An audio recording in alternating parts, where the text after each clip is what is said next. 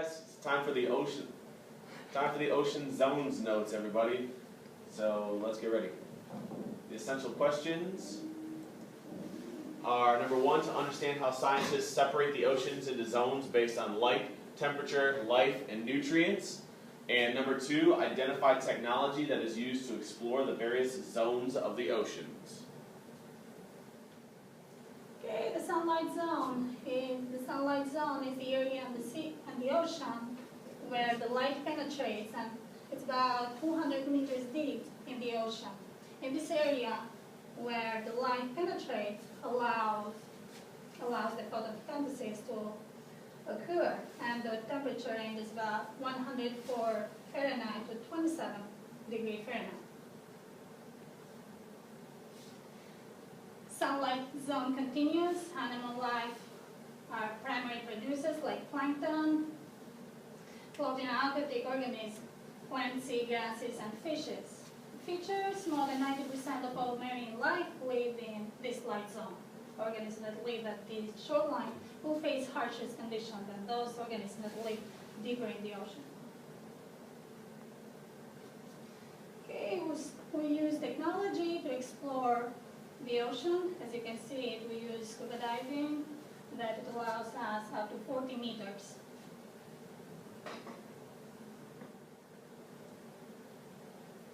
So, as the slide before said, at the shoreline here, organisms have to be able to survive lots of different types of conditions. Because at high tide, these organisms are going to be covered in water. At low tide, as the water recedes, they'll be completely uncovered and they'll be susceptible to sunlight, to organisms like birds and things that may eat them. So the intertidal zone has to be able to sustain lots of different conditions.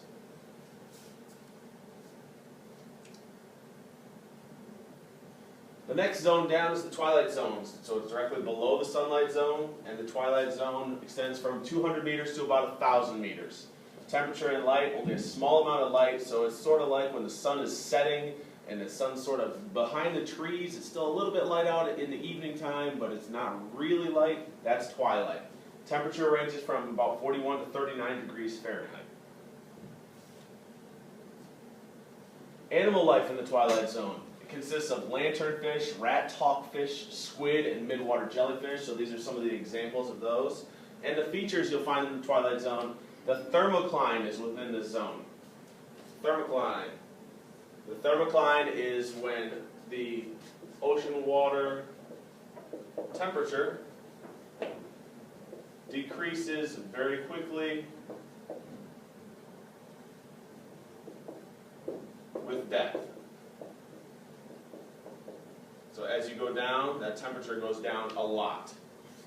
And bioluminescent organisms are located in the zone, and the pressure is very high because there's a lot of water on top of you. Technology used. Manned submarines can be used and allow scientists to see firsthand the organisms and features at that depth. And we also use sonar in order to measure the depth and sort of map the ocean floor in that location. Okay, the midnight zone. As you can see, this zone extends to 1,000 to 4,000 meters deep in the sea, in the ocean. There's no light in this zone, and the temperature ranges from 43 to 32 degrees Fahrenheit. Animals that live in this zone, mostly they are sperm whales. Most animals that live at this depth are black and red, due to the lack of light. Features, bioluminescent organisms are located in this zone. The pressure at this zone, it's up to 2,000 pounds per square inch. The technology that we use to explore this zone, it is basically remotely operated vehicles, because we cannot go to explore the ocean at this depth. This technology allows scientists to study as many different cameras can be used at the same time. This video is courtesy of BBC Earth on YouTube.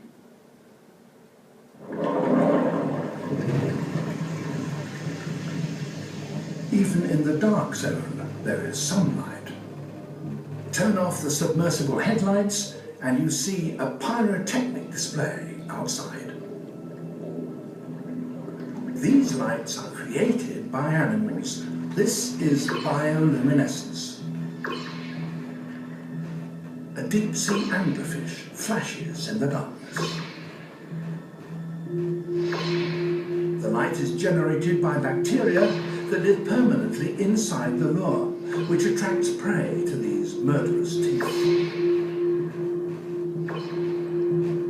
There are all sorts of lures out in the darkness.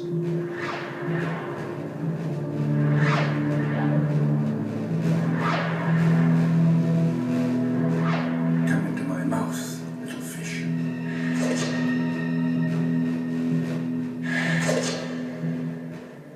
And what is the purpose of this lure, suspended on a long rod way below its owner's terrifying set of teeth? It's difficult to be sure. But then this monster does have another giant flashing lure much closer to its mouth.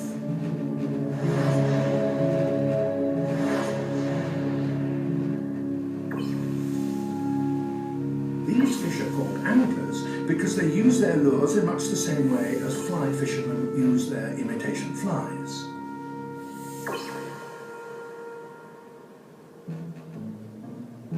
For a hunting squid with huge eyes, this glimmer is intriguing.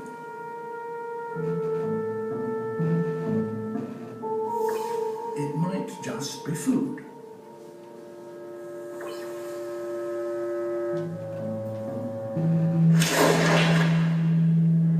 A satisfying meal for a fish with a highly extendable stomach.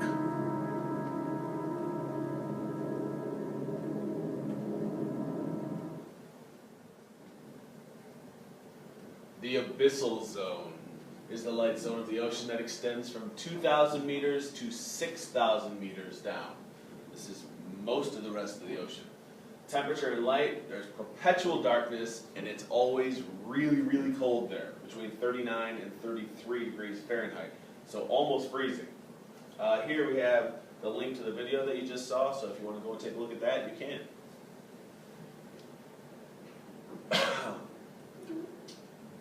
That's the wrong direction. Abyssal zone, animal life. Food is scarce, so many of the organisms that live there have large gaps to just ingest whatever's possible, whatever's around them. There are tripod fish and black swallower fish. And features, there are hydrothermal vents, which is what you see here in this picture, with worm-like things that live in them. You'll find out more about that in class.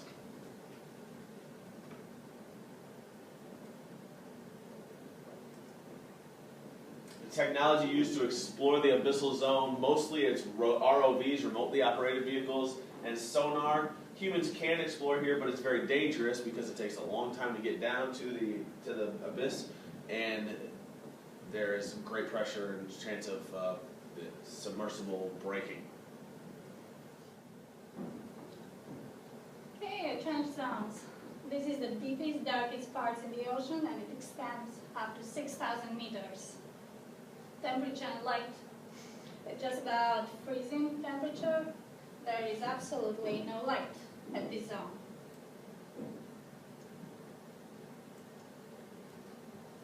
Okay, animals that live in this zone, as you can see, starfish, tube worms, and anglerfish may live in there. The pressure in this zone is very high, as much as 48 to 747 air. Oh.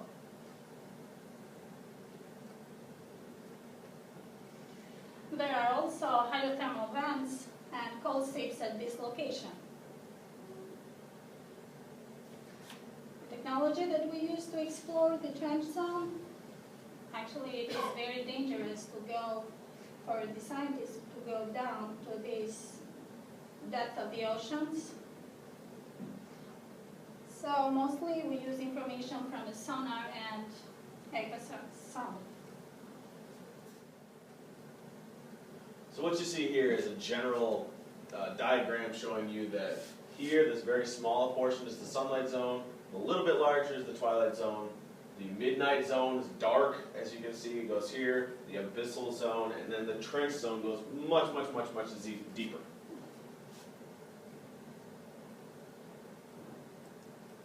This is something to keep in mind.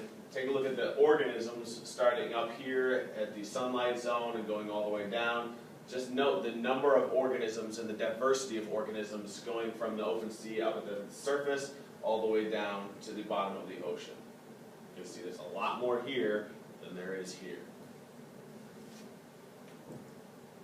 So back to our essential questions. Understand how scientists separate the oceans into zones based on light, temperature, life, and nutrients, and identify technology that is used to explore the various zones of the oceans. If you have questions, be sure to write them down, bring them to class so you can ask them